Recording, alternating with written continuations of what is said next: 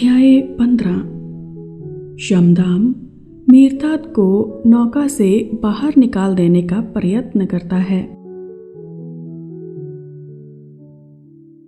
मुर्शिद अपमान करने, अपमानित होने और संसार को दिव्य ज्ञान द्वारा अपनाने के बारे में बात करता है।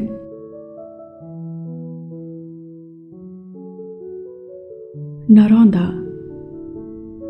मुर्शिद ने अभी अपनी बात पूरी की ही थी कि मुखिया की भारी भरकम देह नीड़ के द्वार पर दिखाई दी और ऐसा लगा जैसे उसने हवा और रोशनी की राह बंद कर दी हो। और उस एक क्षण के लिए मेरे मन में विचार कौंधा कि द्वार पर दिखाई दे रही आकृति कोई और नहीं है, केवल उन दो प्रमुख यमदूतों में से एक है जिनके बारे में मुर्शिद ने हमें अभी अभी बताया था।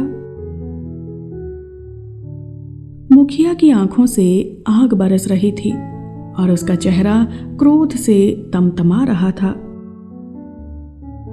वो मुर्शिद की ओर बढ़ा और एकाएक उन्हें बांह से पकड़ लिया।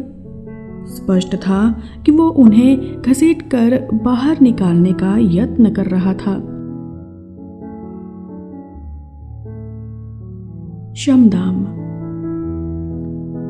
मैंने अभी अभी तुम्हारे दुष्ट मन के अत्यंत भयानक उद्गार सुने हैं। तुम्हारा मुंह विष का फंवारा है। तुम्हारी उपस्थिति एक अपशकुन है। इस नौका का मुखिया होने के नाते मैं तुम्हें इसी क्षण यहां से चले जाने का आदेश देता हूं।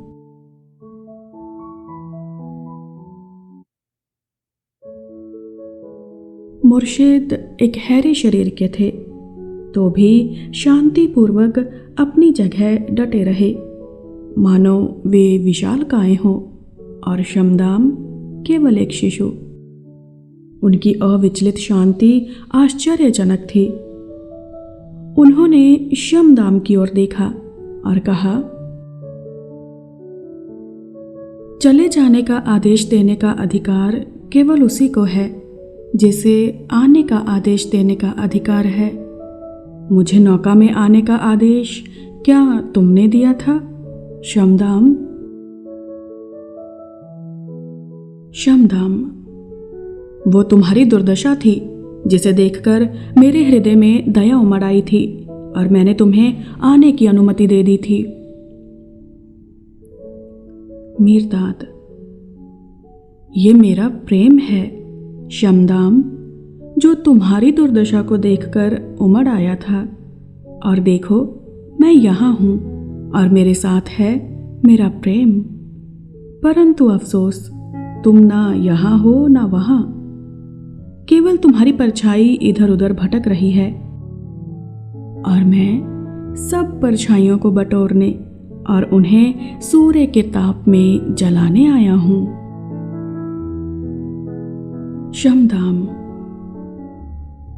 जब तुम्हारी सांस ने वायु को दूषित करना शुरू किया, उससे बहुत पहले मैं इस नौका का मुखिया था। तुम्हारी नीच जीवा कैसे कहती है कि मैं यहां नहीं हूं? मीरतात। मैं इन पर्वतों से पहले था और इनके चूर चूर होकर मिट्टी में मिल जाने के बाद भी रहूंगा। मैं नौका हूं, वेदी हूं और अग्नि भी।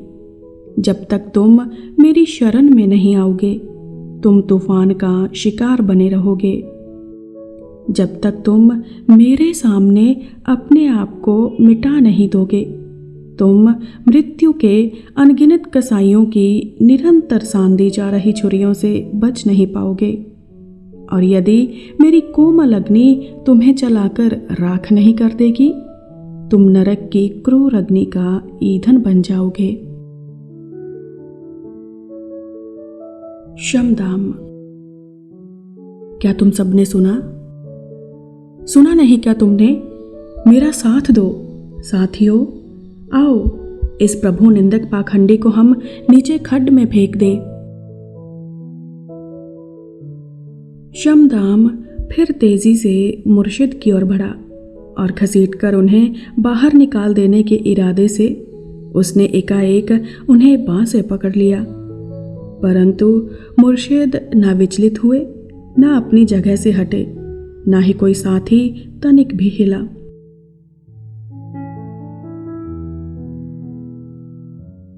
एक बेचैन खामोशी के बाद शमदाम का सिर उसकी छाती पर झुक गया और मंद स्वर में, मानो अपने आप से कहते हुए, वो नीड़ से निकल गया।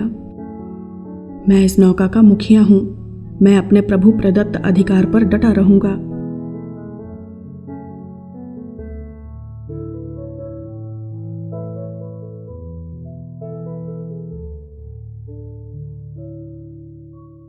मुर्शिद बहुत देर तक सोचते रहे, पर कुछ बोले नहीं, किंतु जमोरा चुप न रह सका। जमोरा, शमदाम ने हमारे मुर्शिद का अपमान किया है।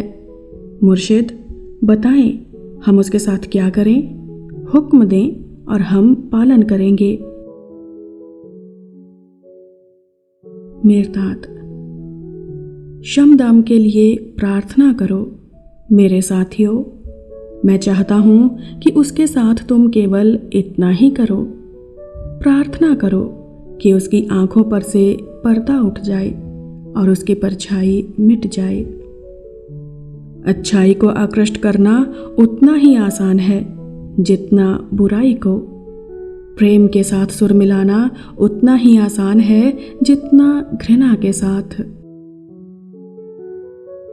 अनंत आकाश में से, अपने हृदय की विशालता में से शुभ कामना लेकर संसार को दो, क्योंकि हर वस्तु जो संसार के लिए वरदान है, तुम्हारे लिए भी वरदान है।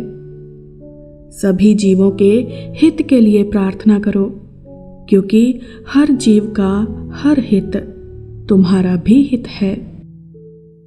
इसी प्रकार हर जीव का अहित तुम्हारा भी अहित है।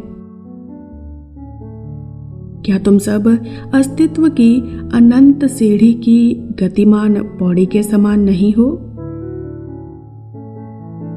जो पवित्र स्वतंत्रता के ऊंचे मंडल पर चढ़ना चाहते हैं, उन्हें विवश होकर दूसरों के चढ़ने के लिए सीढ़ी की पौड़ी बनना पड़ता है।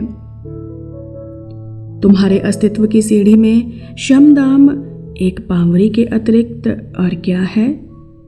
क्या तुम नहीं चाहते कि तुम्हारी सीढ़ी मजबूत और सुरक्षित हो? तो उसकी हर पावरी का ध्यान रखो और उसे सुरक्षित तथा मजबूत बनाए रखो। तुम्हारे जीवन की नींव में शमदाम एक पत्थर के अतिरिक्त और क्या है?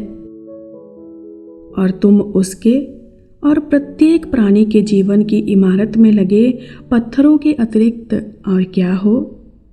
यदि तुम चाहते हो कि तुम्हारी इमारत पूर्णतः दोष रहित हो, तो ध्यान रखो कि शमदाम एक दोष रहित पत्थर हो।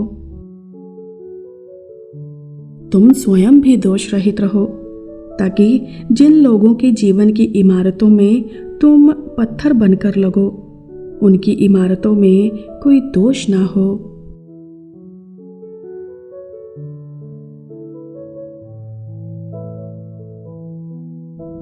क्या तुम सोचते हो कि तुम्हारे पास 2 से अधिक आंखें नहीं हैं?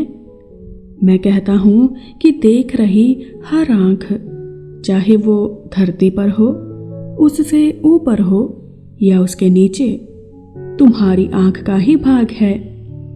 जिस हद तक तुम्हारे पड़ोसी की नज़र साफ है, उसी हद तक तुम्हारी नज़र भी साफ है। जिस हद तक तुम्हारे पड़ोसी की नज़र धुंधली हो गई है, उसी हद तक तुम्हारी नज़र भी धुंधली हो गई है। यदि एक मनुष्य आंखों से अंधा है, तो तुम एक जोड़ी आंखों से वंचित हो, जो तुम्हारी आंखों की ज्योति को और बढ़ाती। अपने पड़ोसी की आंखों की ज्योति को संभाल कर रखो, ताकि तुम अधिक स्पष्ट देख सको। अपनी दृष्टि को संभाल कर रखो, ताकि तुम्हारा पड़ोसी ठोकर ना खा जाए। जमोरा सोचता है शमदाम ने मेरा अपमान किया है।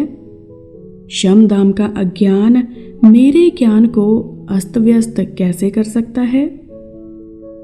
एक कीचड़ भरा नाला दूसरे नाले को आसानी के साथ कीचड़ से भर सकता है, परंतु क्या कोई कीचड़ भरा नाला समुद्र को कीचड़ से भर सकता है? समुद्र कीचड़ को सहर्ष ग्रहण कर लेगा तथा उसे अपनी तह में बिछा लेगा और बदले में नाले को देगा स्वच्छ जल। तुम धरती के 1 वर्ग फुट को, शायद 1 मील को गंदा या रोगाणु मुक्त कर सकते हो। धरती को कौन गंदा या रोगाणु मुक्त कर सकता है? धरती हर मनुष्य तथा पशु की गंदगी को स्वीकार कर लेती है और बदले में उन्हें देती है मीठे फल तथा सुगंधित फूल, प्रचुर मात्रा में अनाज और घास। तलवार शरीर को निश्चय ही घायल कर सकती है, किंतु क्या वो हवा को घायल कर सकती है? चाहे उसकी धार कितनी ही तेज और उसे चलाने वाली भुजा कितनी ही बलशाली क्यों ना हो। अंधे और लोभी अज्ञान से उत्पन्न हुआ अहंकार नीच और संकीर्ण आपे का अहंकार होता है, जो अपमान कर सकता है और करवा सकता है, जो अपमान का बदला अपमान से लेना चाहता है और गंदगी को गंदगी से धोना चाहता है। अहंकार के घोड़े पर सवार तथा आपे के नशे में चूर संसार तुम्हारे साथ ढेरों अन्याय करेगा। वो अपने जर्जरित नियमों, दुर्गंध भरे सिद्धांतों और घिसे पिटे सम्मान के रक्त पिस्सू कुत्ते तुम पर छोड़ देगा। वो तुम्हें व्यवस्था का शत्रु और अव्यवस्था तथा विनाश का कारिंदा घोषित करेगा। वो तुम्हारी राहों में जाल बिछाएगा और तुम्हारी सेजों को बिच्छू बूटी से सजाएगा। वो तुम्हारे कानों में गालियां बोएगा और तिरस्कार पूर्वक तुम्हारे चेहरों पर थूकेगा। अपने हृदय को दुर्बल ना होने दो, बल्कि सागर की तरह विशाल और गहरे बनो और उसे आशीर्वाद दो जो तुम्हें केवल शाप देता है। और धरती की तरह उदार तथा शांत बनो और मनुष्य के हृदय की मैल को स्वास्थ्य और सौंदर्य में बदल दो। और हवा की तरह स्वतंत्र और लचीले बनो। जो तलवार तुम्हें घायल करना चाहेगी वो अंत में अपनी चमक खो बैठेगी और उसे जंग लग जाएगा। जो भुजा तुम्हारा अहित करना चाहेगी वो अंत में थककर रुक जाएगी। संसार तुम्हें अपना नहीं सकता क्योंकि वो तुम्हें नहीं जानता, इसलिए वो तुम्हारा स्वागत क्रोध गुर्राहट के साथ करेगा। परंतु तुम संसार को अपना सकते हो क्योंकि तुम संसार को जानते हो। अतएव तुम्हें उनके क्रोध को सहायता द्वारा शांत करना होगा और उनके द्वेष भरे आरोपों को प्रेम पूर्ण दिव्य ज्ञान में डुबोना होगा। और जीत अंत में दिव्य ज्ञान की ही होगी। यही शिक्षा थी मेरी नूह को, यही शिक्षा है मेरी तुम्हें। इस पर सातों साथी चुपचाप चले आए क्योंकि हम समझ गए थे कि जब भी मुर्शिद अपनी बात यही शिक्षा थी मेरी नूह को कहकर समाप्त करते हैं तो ये संकेत होता है कि वे और कुछ नहीं कहना चाहते।